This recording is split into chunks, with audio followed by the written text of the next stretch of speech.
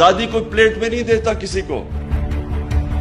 आजादी के लिए जद्दोजहद करनी पड़ती है। हमारे नबी सल्लल्लाहु अलैहि वसल्लम मदीने में पहले दिन आजादी नहीं मिल गई थी, जद्दोजहद की, कुर्बानियां दी, फिर आजाद हुए और फिर एक अजीम कौम बने। गुलाम तो कभी ऊपर जा ही नहीं सकते।